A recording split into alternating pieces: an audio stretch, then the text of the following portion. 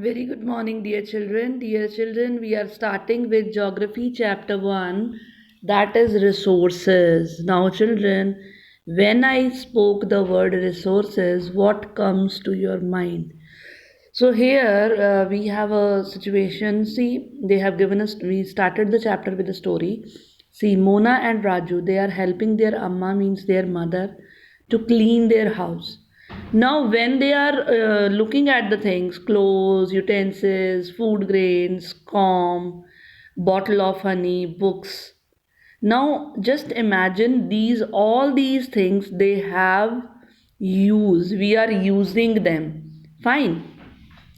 So now Mona is saying each of these has a use. That is why these things are important to us.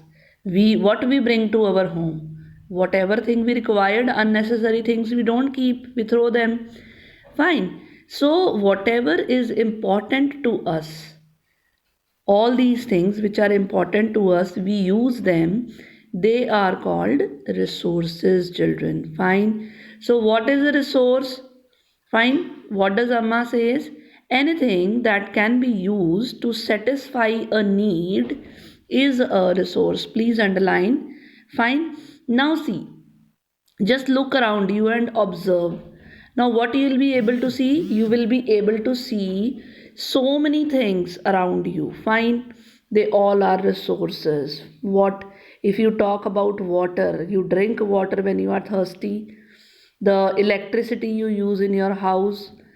Fine, when you go to school, you use rickshaw, bus, van, that is also for your use. The textbook from which you are studying, that is also a resource for you because you are using it, it's important for you.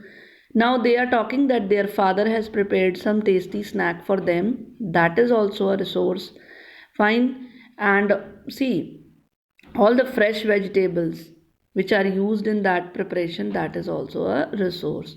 So basically children, water, electricity, these all things which we are talking about, they have something in common.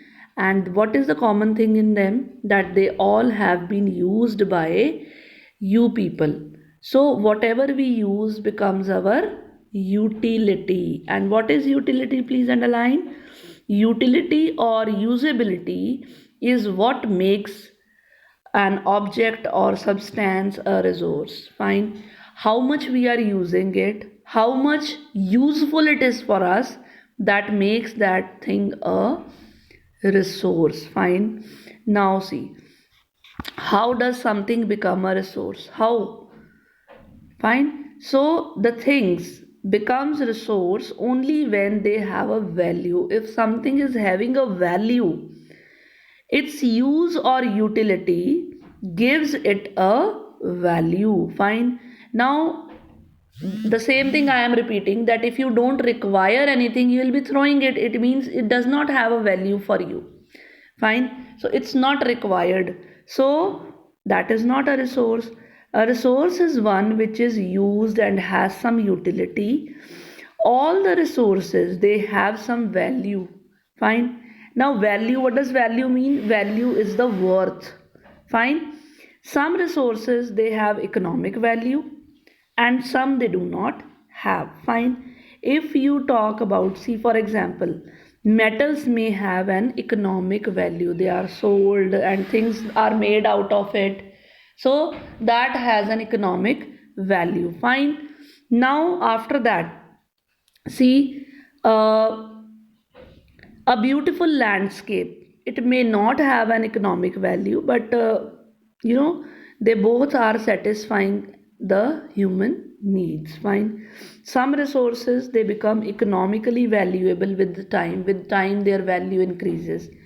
Like if they were talking about their grandmother's home remedies. Fine. So they do not have a value because grandmother's home remedy she is giving. But if a company, a medical firm company, if they are patented all the remedies which mother knows, if she will give all the ideas to a company, patented company, and that is sold by a medical firm, that will, those ideas, those home remedies will get a economical value. Fine. So what is patent? And it means the exclusive right of any idea or invention. So the mother's, grandmother's home remedy ideas, if they are taken over by a medical firm, it will get an economic value. Fine. So next comes, children, just on the page. Next is, see, time and technology. They are the two important factors that can change substances into resources. Fine. So it's two things are there, time and technology. Both are related to the needs of the people. People themselves are important resource. If you all know, human resource we always study. Fine. So you yourself is a human. You yourself is a resource. Their ideas, their knowledge, their invention, their discoveries, it is all their things that lead to a creation of more resources. Fine. Things were there, but if we are not using those things, human beings are not using some things, they will never become a resource. Like if you talk about coal only, coal was there. Fine. If we are not using that thing will not have any value. So it is human beings, it is us, which we are making resource. Fine. Each discovery or invention leads to many others. Fine. If we are discovering one, it lead to the discovery of others. Fine. So just check out how the discovery of fire. Now early man discovered fire. After discovering the fire, the practice of cooking and other processing, while the invention of, fine, fire was discovered, after that cooking was discovered. Wheel was discovered, after that you can see the technology, new modes of transport took place. Now if you talk about technology, creating hydroelectricity, it has turned energy into fast flowing water into an important resource. So it made it very, very valuable. Fine. Technology. What is technology? It is the application of latest knowledge and skill in doing or making things. Fine, children. Now what are the different types of resources? Resources are generally classified into, children, natural, human made and human, which you have seen in the previous class also. You have drawn this diagram in the first chapter only. So natural resources. Natural, as by the name, they are drawn from the nature and used without much modification. Now if you talk like air we breathe, water in the rivers, lakes, soil, minerals, all are natural resources. Many of these are the, nature is giving free gifts to us. So these can be used directly also. There are many resources which we can use directly. In some cases, we require tools and technology may not be needed to use the natural resources in the best possible way. So sometimes we don't have to modify them. We can use them directly. Natural resources can also be classified into different groups depending on their level of development, use, origin, stock and distribution, children. Fine. So see, children, here mine is the old book, so it has a different, and your is new book. So comes to renewable and non-renewable resources.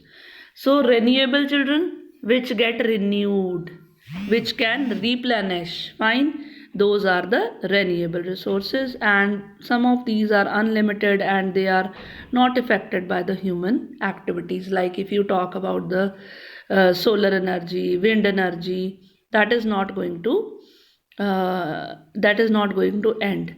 But still, if you are carelessly using these renewable resources, they can affect their stock also. Fine. Sometimes they can affect their stock. But shortage, if you talk about the shortage or drying up of natural water resources, is a major problem in many parts of the world today because we are using it a lot. Fine. Then comes the non-renewable resources. They have limited stock, children. Fine. Once the stock is exhausted, it will take thousands of years to be renewed again. Fine. So this period is much more than human lifespan. Fine, even it's more than human lifespan. So please, that's why we always say that please use the natural resources carefully. Fine, but those which are found only in certain places, sorry, then they are, that is why they are known as non-renewable. And what all comes in non-renewable? Coal, petroleum, natural gas, they all come in non-renewable resources. Then children, after that comes the next. The distribution of natural resources depend upon the number and physical factors like terrain, climate, altitude. Fine. The distribution of resources is unequal because these factors differ so much over the earth. So in the next module we will talk about the human resources. Fine children. Thank you and have a nice